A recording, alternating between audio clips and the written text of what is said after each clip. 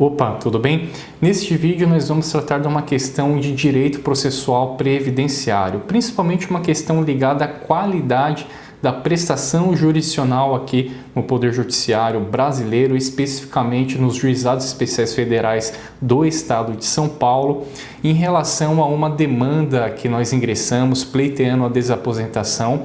Porém, esta demanda que nós ingressamos, ela tinha uma natureza um tanto quanto diferente, por conta que a parte autora, a parte que nós representamos ou ainda estamos representando nesta ação, ela se sujeitou a devolver todos os valores recebidos durante o recebimento desse benefício de aposentadoria por tempo de contribuição. Ocorre que na decisão judicial e depois também no recurso inominado que está tramitando agora no Colégio Recursal aqui de São Paulo, simplesmente o magistrado ou a magistrada que analisou o processo, melhor dizendo, que não analisou o processo, simplesmente não leu a petição inicial e proferiu uma decisão que ela já tinha previamente redigido, já tem pronto um modelo de sentença para esse tipo de demanda repetitiva. E nada contra isso, é até de certa forma natural, mas a nossa indignação em relação a essa decisão foi que a magistrada sequer teve o cuidado de ler a petição inicial e daí houve sucessivos erros, inclusive nos embargos de declaração com natureza infringência, que nós vamos esclarecer agora nesse vídeo.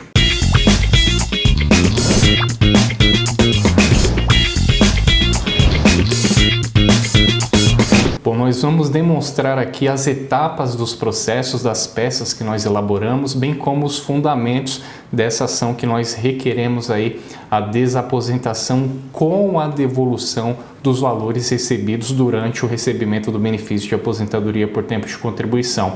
Então nós vamos iniciar mostrando aqui os fundamentos jurídicos constantes na petição inicial que nós redigimos.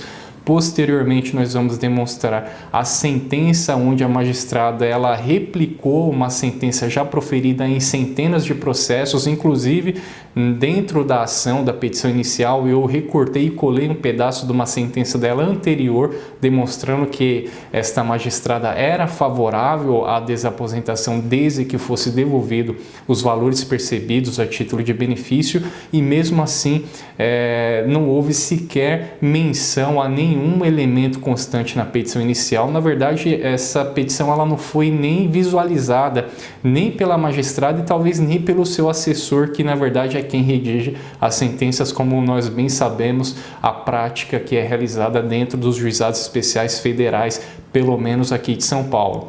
Em seguida, nós vamos demonstrar os embargos de declaração, onde nós questionamos aí a questão da juíza ou a magistrada não ter analisado a petição inicial e ter proferido uma sentença de forma totalmente equivocada. E logo em seguida nós vamos demonstrar também a nova sentença, que ela anulou a primeira sentença e proferiu uma nova sentença, mudando totalmente o seu entendimento. Ela entendia que era possível a desaposentação quando fosse devolvidos os valores. Na verdade é isto em síntese que está sendo discutido no STF, no STJ, e ela mudou completamente o seu pensamento, a sua linha de raciocínio daquela sentença que já estava pré-produzida e proferiu uma nova, contradizendo tudo aquilo que ela vinha dizendo até então nas sentenças proferidas. Em seguida, nós vamos demonstrar aí o nosso recurso com o incontentamento dessa decisão, mas a mensagem que nós queremos passar não é uma mensagem de ensinamento, de técnica processual, de fundamento jurídico ou legal. É evidente que nós vamos demonstrar aqui as etapas e os fundamentos que nós utilizamos, mas o principal objetivo aqui desse bate-papo é estimular aí os nossos colegas de profissão, os advogados que atuam na área previdenciária ou em qualquer outra área do ramo jurídico, a sempre lutarem aí pelos direitos dos seus clientes, sempre justificar para o Poder Judiciário o porquê que você tem razão, porquê que o seu fundamento jurídico deve ser analisado, e não apenas que cada processo que nós ingressamos, seja na justiça especializada, seja na justiça comum, conste apenas como um número a mais, principalmente agora com o processo judicial eletrônico. As ações judiciais, as grandes demandas de natureza repetitiva têm sido aí encaradas como um número a mais. Então não há mais uma análise, não há mais um julgamento de um processo, e sim um julgamento em demanda, em que apenas é observado o título da ação, esse título recebe um código e quando é proferida uma decisão, essa decisão ela abrange aí todas essas demandas. Então hoje o magistrado ele não mais julga uma ação, porque hoje o sistema processual eletrônico e também a natureza que se tomou essa questão da celeridade processual, das demandas repetitivas, das demandas coletivas, isso de uma certa forma trouxe uma certa celeridade, mas de outro lado está causando grandes prejuízos para aquela parte que faz um requerimento de uma ação judicial e não tem sequer o seu pedido, a análise do seu processo ali realizada de uma maneira no mínimo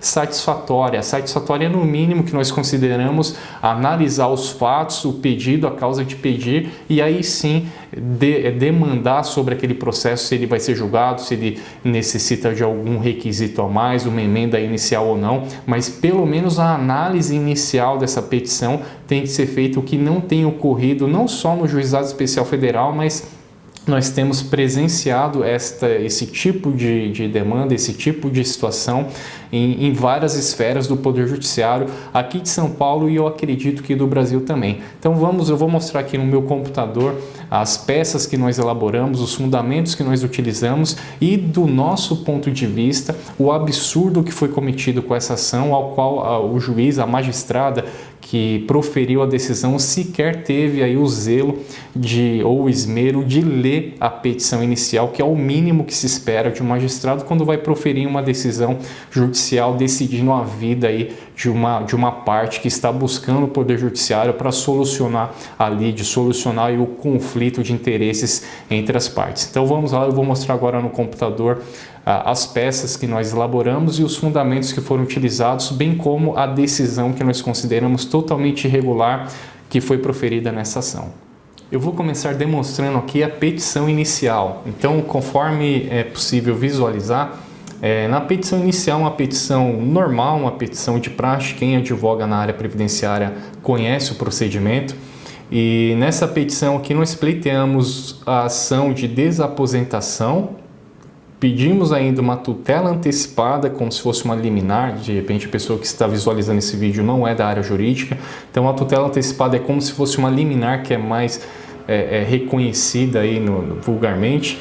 E nessa tutela antecipada nós pedimos a devolução dos valores em que a parte autora recebeu durante o período em que teve a concessão do benefício de aposentadoria por tempo de contribuição concedido. Então nós pedimos a tutela justamente para devolver.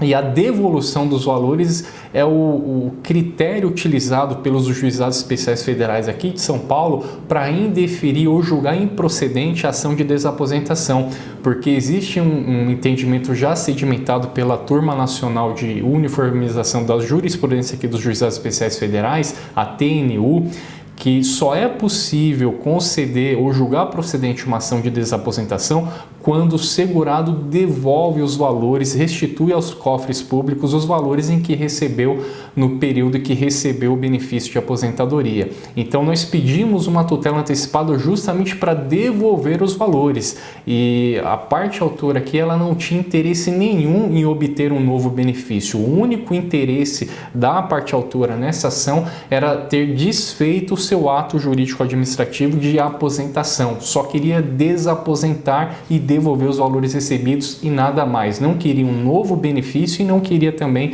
reter os valores que já tinham sido recebidos, melhor dizendo. Então aqui tem os fatos, nós fundamentamos e dentro dos fatos nós reforçamos aqui o pedido, sustentando aqui que a autora ela iria disponibilizar ao juízo todos os meses que percebeu de benefício, pois não há pretensão de, eu estou lendo aqui o trecho, né? Não há pretensão de prejudicar os cofres públicos, assim como obter uma vantagem devida, pois o único objetivo da autora é o de permanecer laborando com dignidade e empenho enquanto sua saúde permitir. Então o objetivo da parte autora aqui dessa ação era único e exclusivo de desfazer a aposentadoria, que ela ainda estava ativa, ela ainda estava está válida, está ativa, está trabalhando, então ela não estava se sentindo confortável em receber o benefício de aposentadoria e permanecer trabalhando, até mesmo porque não teria interesse de agir, ela requerer uma desaposentação para obter um novo benefício, uma vez que ela se aposentou aqui, no caso da parte autora, se aposentou pelo teto. Normalmente, a maioria dos casos, eu diria que quase que 100%, as ações de desaposentação têm por objetivo desfazer o benefício e incluir novas contribuições realizadas para conceder um novo benefício mais vantajoso. Não era o caso dessa ação, porque a parte autora já estava com benefício de aposentadoria com valor pelo teto máximo, então não tinha como aumentar o valor desse benefício. Então ela queria devolver os valores que recebeu e desfazer a aposentadoria apenas e tão somente. Então nós fundamentamos isso nos fatos e também na causa de pedir, e no pedido nós reforçamos. Aqui nós demonstramos aqui na causa de pedir. Nos fatos, a autora não questiona a necessidade de devolução dos valores, ao contrário, disponibilizará ao juízo todos os valores percebidos com o benefício, pois a sua única pretensão é o de desfazer o ato jurídico patrimonial de aposentadoria.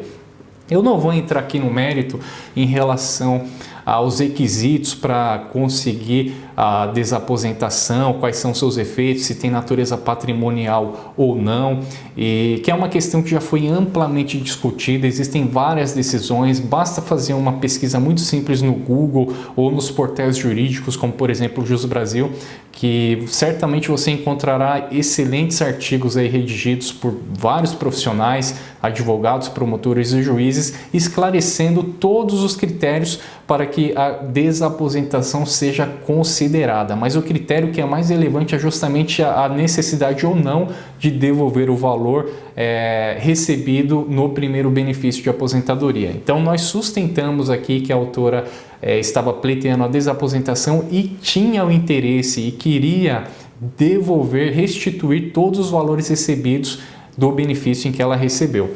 E aí sucedeu o pedido e os demais fundamentos aqui da ação, inclusive o que é importante aqui nós mencionarmos, eu coloquei aqui como precedente do próprio Juizado Especial Federal de São Paulo um trecho da própria sentença proferida pela mesma magistrada, o que foi muita coincidência, porque quando nós ingressamos com uma ação que nós distribuímos no fórum, agora essa distribuição está eletrônica, não há um controle, não há como saber, pelo menos aqui em São Paulo, em qual vara, qual juiz que irá apreciar essa ação. São vários juízes, várias varas, então quando a ação é distribuída, o próprio sistema eletrônico do fórum, ele distribui ali para alguma vara ou para algum juiz. Não necessariamente é o mesmo juiz, salvo algumas questões processuais que nós não vamos entrar aqui na questão processual, que vai fugir muito do assunto, mas coincidentemente, quando eu fundamentei na petição inicial, eu mencionei um trecho que eu estou demonstrando agora na tela,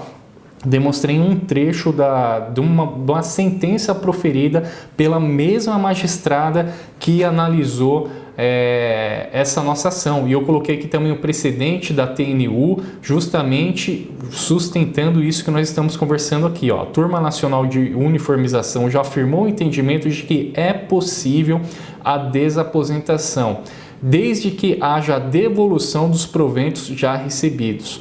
Então, nesta ação foi justamente isso que nós pleiteamos. Nós pleiteamos a desaposentação com a devolução dos valores percebidos pela parte autora da ação. Então, nós tínhamos aí o entendimento do próprio Juizado Especial de São Paulo, Juizado Especial Federal, e também nós já temos um posicionamento aí sedimentado da Turma Nacional de Uniformização da Jurisprudência aqui dos Juizados Especiais Federais de São Paulo também, inclusive. Então, o fundamento jurídico, o fundamento legal, precedentes de várias decisões, nós juntamos sustentando aqui a desaposentação nesta ação.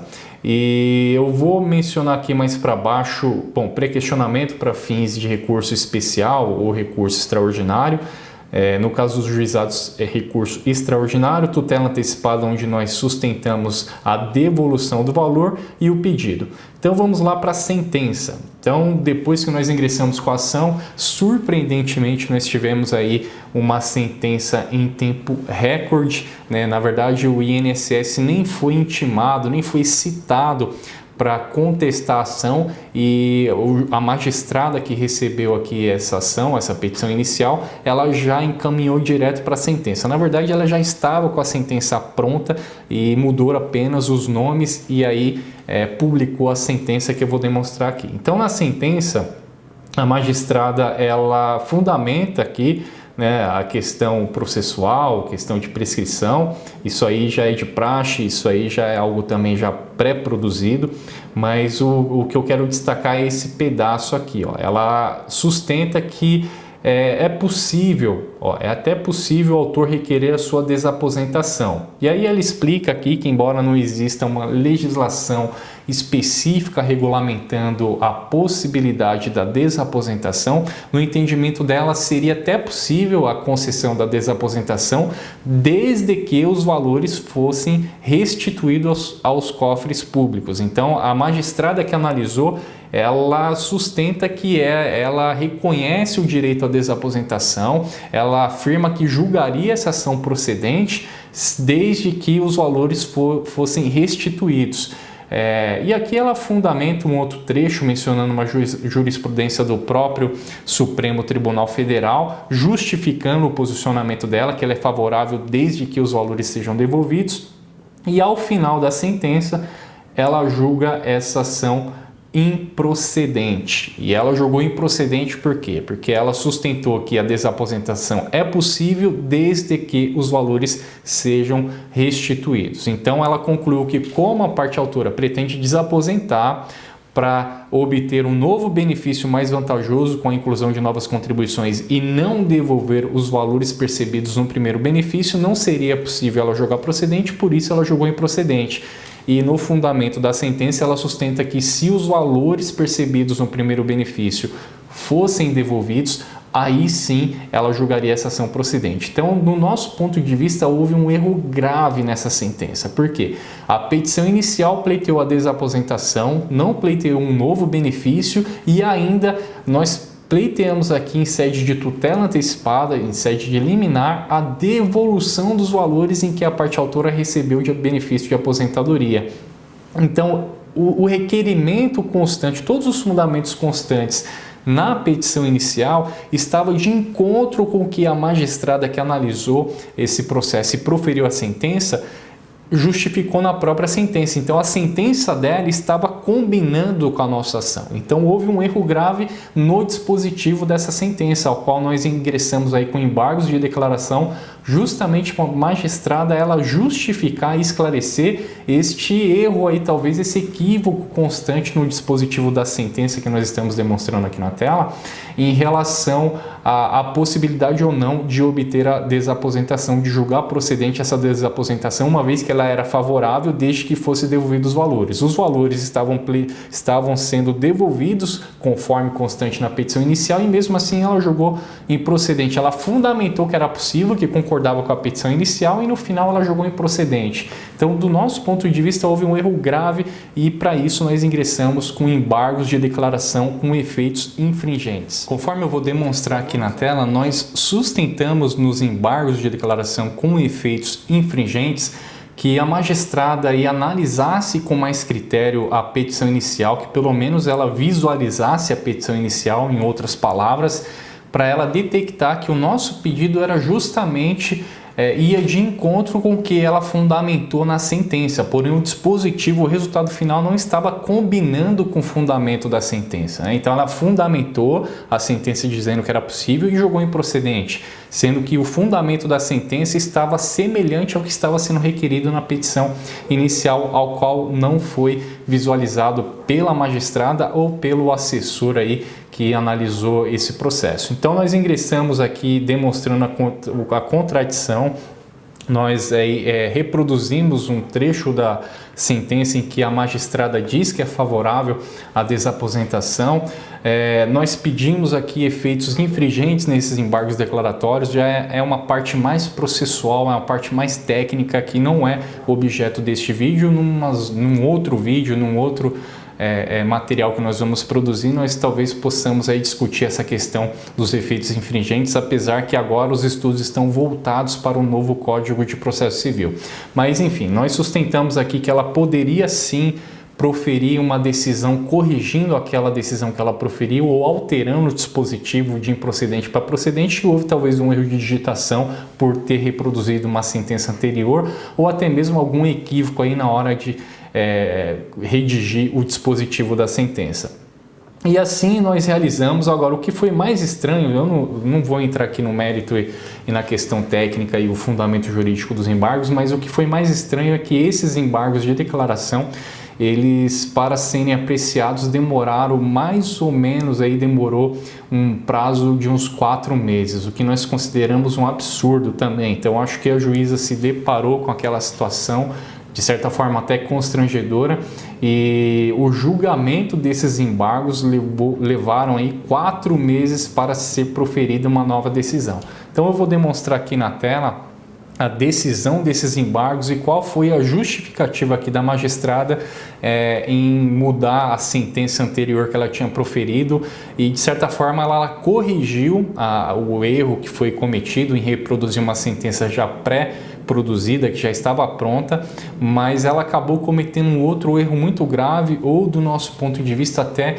má fé, porque ela mudou totalmente o seu entendimento que ela vinha sustentando especificamente para julgar esse processo, que nós consideramos que não é algo correto, não é algo justo. Então vamos demonstrar aqui a sentença dos embargos de declaração. Vou demonstrar aqui ela acolheu, conforme eu estou demonstrando aqui na tela, ela acolheu os embargos de declaração para anular a sentença proferida. Quer dizer, algo muito raro um juiz primeiro reconhecer os embargos de declaração, acolher os embargos. É muito raro isso acontecer. De praxe, nós realizamos os embargos apenas para uma proteção recursal para fundamentar no futuro alguma questão que não foi ventilada na sentença. Então, é muito raro um juiz acolher os embargos. Nesse caso aqui, a magistrada acolheu, mas ela acolheu em benefício próprio, Ela acolheu os nossos embargos não para ela corrigir um erro, mas para ela agravar o erro que foi cometido e mudar totalmente seu posicionamento. Então, vamos aqui ao fundamento da sentença dos embargos. Aqui a nova sentença concedida em sede de embargos, e aqui ela sustenta, parte disso aqui é reprodução da primeira sentença, sustenta o fundamento da desaposentação, que só é possível em determinados casos e que a jurisprudência tem reconhecido e que não há previsão legal para isso, mas é uma construção jurisprudencial já sedimentada. Enfim, ela faz toda a fundamentação de praxe que todos nós já conhecemos, mas o que me chamou a atenção foi esse trecho que eu grifei aqui. Ela menciona: com efeito, observo que efetivamente o que a parte autora visa é a sua desaposentação, que consiste na renúncia de sua aposentadoria, já concedida com a devolução dos valores recebidos, porém sem concessão ou implantação de novo benefício. Até aqui eu fiquei bem satisfeito e fiquei, de certa forma, contente, porque no mínimo a petição inicial aqui foi visualizada, Quer dizer, eu não tinha que ficar feliz e satisfeito com isso, que é no mínimo uma obrigação de praxe, é o ofício do magistrado, no mínimo, ler a petição inicial. Então, pelo menos aqui nessa nova decisão ocorreu a leitura da petição inicial. E aí daqui para frente há o fundamento de que não é possível a desaposentação, ela sustenta que não há previsão legal. E ao final, deixa eu ver aqui, tem outro trecho que é bem interessante que eu grifei também da sentença. Vou mostrar aqui o trecho na tela. Por sua vez, vem se manifestando as turmas recursais no sentido de negar o pedido de desaposentação, assim como o pedido de restituição dos valores descontados a título de contribuição previdenciária. Aí é juntado aqui uma decisão da turma recursal, e mais abaixo ela ratifica, que ela concretiza aí o seu novo fundamento, totalmente diferente daquele fundamento, daquela tese que ela vinha sustentando até então em todas as sentenças. Isso porque eu tenho mais ou menos umas 30 ou 40 decisões iguais do Juizado Especial Federal de São Paulo, com o mesmo fundamento jurídico em todas as sentenças, e que são requeridas aí a desaposentação. Parece que o pessoal do juizado Todos os juízes ali se reuniram, redigiram uma sentença padrão para todas as ações, e essa sentença tem sido utilizada em todos os processos. Mas especialmente nessa aqui, ela mudou completamente o entendimento que ela vinha defendendo nas sentenças anteriores. Eu vou ler aqui o trecho final dessa sentença, onde ela ratifica o novo posicionamento dela. Concluindo, filio-me à corrente jurisprudencial que entende que, sem alteração legislativa, não é renunciável benefício previdenciário, uma vez que, para a efetividade da desaposentação, deverá ser primeiramente revogado o artigo 181, a linha B ou traço B do Decreto 3.048 de 1999, na redação dada pelo decreto, aí menciona um outro decreto, posto que este é um obstáculo à sua efetivação, visto que prevê expressamente a proibição de renúncia e reversão das aposentadorias concedidas pela Previdência Social. Então, nós consideramos aqui um absurdo cometido pelo Poder Judiciário, por essa magistrada. O absurdo cometido do nosso ponto de vista não foi a ação, o julgamento, o resultado final desse processo, uma sentença de improcedência ou procedência em parte. O resultado aqui é o menos relevante. É uma tese jurídica, uma tese que está sendo discutida, vai ter ainda um posicionamento final do Supremo Tribunal Federal. Então, a ação ser julgada procedente ou não, ela tem um posicionamento contra ou a favor da desaposentação, é totalmente justificável. Isto não tem que se questionar. Se houver concordância ou discordância do resultado do processo, para isso tem as vias, os meios adequados aí, que são os recursos. Então, nós não estamos questionando o resultado final, mas a mudança de critério, a insegurança que o Poder Judiciário está passando para a população e para o operador de direito. Então, nós estamos diante de uma magistrada que ela adotou uma posição, na verdade é uma posição adotada pelo próprio Juizado Especial Federal de São Paulo e pela TNU, de que só é possível a desaposentação devolvendo os valores. Nós ingressamos com a ação pedindo tutela antecipada, uma liminar para devolver os valores e ser concedida a desaposentação, ou seja, um fundamento que casava com o que estava sendo definido pelo próprio Juizado Especial Federal. No entanto, o que aconteceu é que foi proferida uma sentença já pronta, que é impressa para todos os processos. Hoje não é mais impressa, hoje é salvo em arquivo PDF, fica em meios eletrônicos.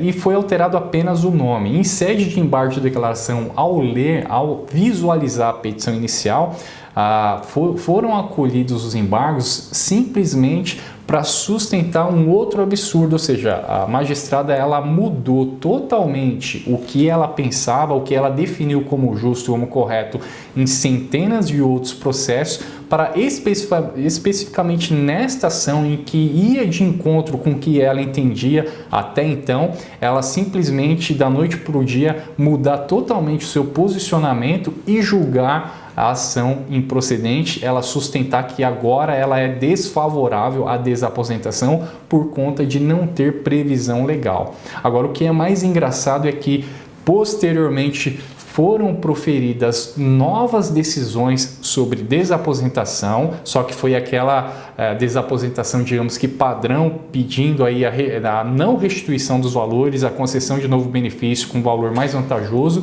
e ela voltou a ter o entendimento anterior de que era possível a desaposentação desde que os valores fossem devolvidos. Então, é um critério esdrúxulo utilizado pelo Poder Judiciário e isto coloca em xeque a credibilidade do Poder Judiciário, isso causa uma insegurança jurídica e o recado que eu quero dar demonstrando aqui essas decisões, demonstrando aqui esse caminho que nós percorremos, o processo ainda está em tramitação, está aguardando o julgamento do recurso inominado, foi suspenso a ação por conta do recurso extraordinário que está pendente de julgamento definitivo no Supremo Tribunal Federal, já teve alguns votos contra e a favor da desaposentação, mas isso é o menos relevante. O que nós consideramos como mais importante é que o Poder Judiciário tem a obrigação de prestar a jurisdição, né? Ou seja, ele tem que analisar um processo, analisar uma questão que é levada até o Poder Judiciário e solucionar aquela questão de uma maneira correta e adequada.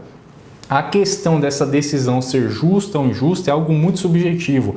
É óbvio que quem ganhar uma demanda, uma ação judicial vai entender que aquela decisão foi justa e quem perder vai entender que aquela decisão foi injusta. Isso em qualquer esfera do Poder Judiciário.